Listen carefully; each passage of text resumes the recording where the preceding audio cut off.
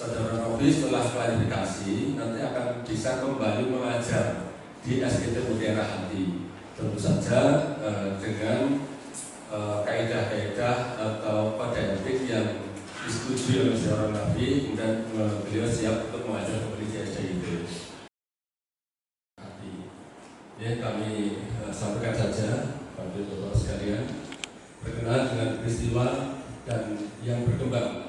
Ulangi, berkenaan dengan peristiwa yang berkembang di masyarakat yang sedang viral terkait dengan status saudari Novi Citra Indriati sebagai guru yang dengan ini kami Yayasan Al-Madani Banjarnegara yang membawahi unit SDIT Mutiara Hati memberikan informasi sekaligus klarifikasi kepada masyarakat luas sebagai berikut. Yang pertama, bahwa saudari Novi Citra Indriati merupakan guru kami sejak tanggal 2 November 2020. Yang kedua, selama ini yang bersangkutan tidak pernah memberikan informasi mengenai aktivitas pribadinya di luar jam sekolah, sehingga di luar jam sekolah, di luar pantauan kami.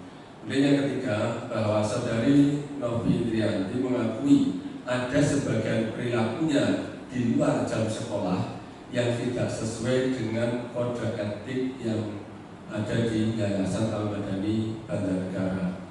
Maka dari itu, pada hari Rabu tanggal 6 Februari 2025 kami memberhentikan yang bersangkutan sebagai guru SDIT Mutiara Hati. Dan yang kelima, keputusan tersebut belum bersifat final karena menunggu hasil klarifikasi dari saudari Novi, dan nanti hasil klarifikasi tersebut akan kami jadikan sebagai bahan pengambilan keputusan berikutnya. Demikian secara keras ini kami buat agar semua pihak memahami duduk permasalahan yang terjadi. Banjarnegara, saudara Novi setelah klarifikasi nanti akan bisa kembali mengajar di SGT Mutiara Hati. Tentu saja dengan kaidah-kaidah atau kode etik yang disetujui oleh saudara Novi, dan beliau siap untuk mengajar kembali di SDIT. Atau sangat mungkin atas kehendak beliau sendiri ketika kita memberikan teguran seperti itu dan kemudian dia tidak siap untuk mengajar kembali di SDIT adalah hak prerogatif saudara Novi, sehingga kami memberikan keluasan kepada beliau apakah nanti dengan adanya temuan ada perilaku yang melanggar kode etik di yayasan kami yang siap untuk diperbaiki, atau sebaliknya ketika memang beliau tidak siap, ya kami sekali lagi kami serahkan kepada yang bersangkutan untuk melakukan apakah pengunduran diri atau seperti apa dari yayasan Al-Madani. Jadi ingin kami tegaskan keputusan ini belum bersifat final karena sampai sekarang kami belum bisa mendapatkan klarifikasi dari beliau, dan bahkan barusan dari saudari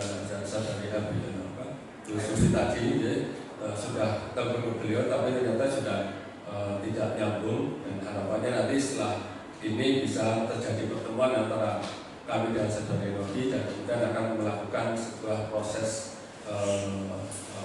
klarifikasi berikutnya seperti apa perilaku dari seluruh guru dan karyawan.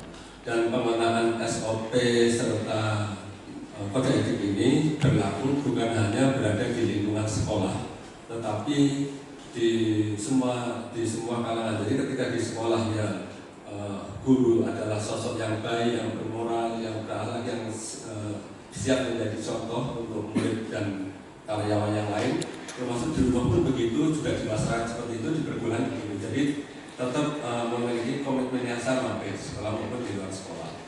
Dan kemudian pelanggaran Bu Novi ini sekali lagi tidak terkait dengan lagu yang sedang viral atau tidak terkait dengan band yang beliau ada di situ, tapi lebih terkait dengan bagaimana perilaku dari Bu Novi itu sendiri secara pribadi gitu.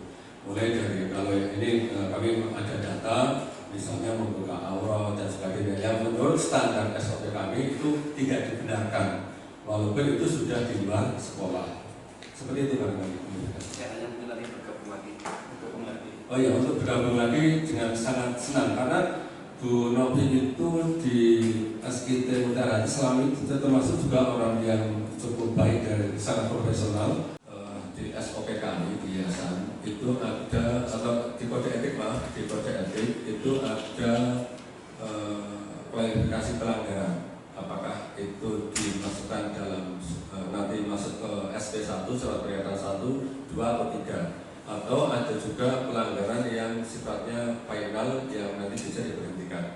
Walaupun sekali lagi karena pemerintahan ini masih menunggu klarifikasi, kalau misalnya ada klarifikasi maka bisa dilakukan perbaikan, jadi bisa memperkerjakan beliau lagi.